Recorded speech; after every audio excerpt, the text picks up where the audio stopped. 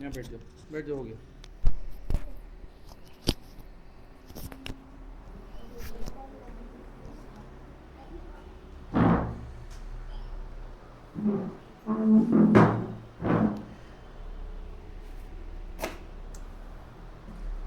नमस्कार बच्चों, कैसे हाल है बेटा आप लोग के।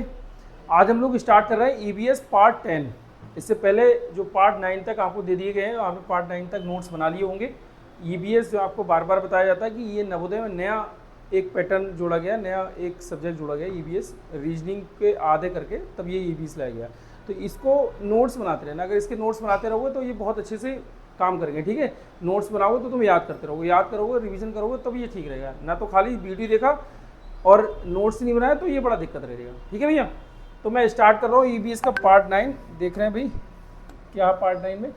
देखो सबसे पहले हम इसको येलो में कर लें भैया। कह रहे हैं भारत में स्थित सबसे ऊंची पर्वत चोटी कौन सी। जो भारत में स्थित सबसे ऊंची पर्वत चोटी कौन सी है, तो ये हमारा कौन सी है, कंचनजंगा। ठीक है, भारत की सबसे लंबी नदी कौन सी है, तो हमारी गंगा नदी। भारत की सबसे लंबी नदी गंगा नदी। ठीक है, आगे देखिए, राजस्थान राज्य की राजधानी क्या है। देखो राजधानी तो सभी की याद कर लेना, राजधानी जितनी है सब याद कर लेना अपने यहाँ पर कि कितनी राजधानी है, सब को याद कर लेना, उसकी भी एक वीडियो बना दूंगा।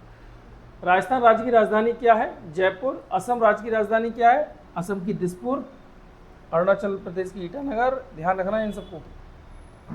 भारत का राष्ट्रीय पशु, तो ये देखो बाघ है। राष्ट्रीय वृक्ष अगर आप देखें तो राष्ट्रीय वृक्ष तो हमारा बरगद है। ठीक है भैया। भारत में स्थित प्रसिद्ध ठंडा रेगिस्तान कौन सा कहलाता है, ठंडा रेगिस्तान तो ये लद्दाख है।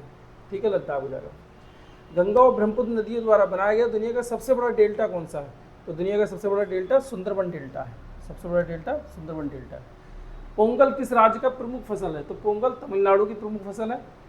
पंजाब में नई फसल पकने की खुशी में कौन सा त्यौहार होता है। जो पंजाब में नई फसल पकती है तो कौन सा त्यौहार होता है, तो वो बैसाखी का त्यौहार होता है, बैसाखी का। ठीक है, आगे देखो भी, किस ऋतु में वृक्षों के पत्ते झड़ने लगते हैं, तो ये पतझड़ या शरद ऋतु में वृक्षों के पत्ते झड़ने लगते हैं।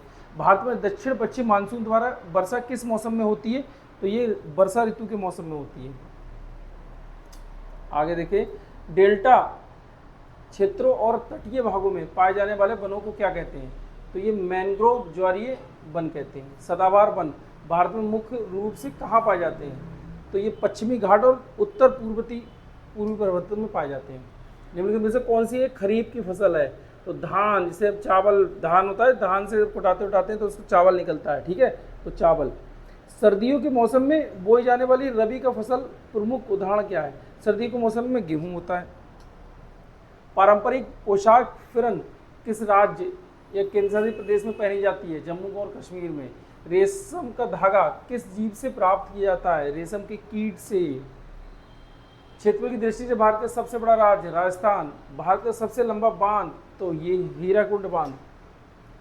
केरल राज्य की राजधानी क्या है, तिरुवनंतपुरम। भारत का राष्ट्रीय जलीय जीव कौन सा है, तो गंगा डॉल्फिन। ठीक है, कई बार क्वेश्चन में आया ये।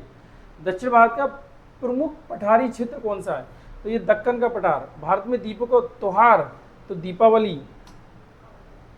एक सींग वाले गेंडे के लिए कौन सा राष्ट्रीय उद्यान प्रसिद्ध है, एक सींग वाले गेंडे के लिए काजीरंगा। भारत में सुनहरा रेशा किस फसल को कहा जाता है, तो ये पटसन को कहा जाता है। गुजरात की प्रसिद्ध पारंपरिक साड़ी का क्या नाम है, तो ये हो पटोला साड़ी। जो गुजरात की प्रसिद्ध साड़ी है, पारंपरिक साड़ी पटोला साड़ी। फूलों के खिलने और सुहावने मौसम वाली ऋतु को क्या कहा जाता है, बसंत ऋतु। शाबाश। भारत के किस राज्य की समुद्र तटीय रेखा सबसे लंबी है, गुजरात। भारत के राष्ट्रीय ध्वज के अशोक चक्र में कुल कितनी तीलियां होती हैं, ये 24 तीलियां होती हैं। इसमें सही से याद कर लेना। ठीक है, राष्ट्रीय ध्वज हो गया भैया 30, ये 30 क्वेश्चन थे।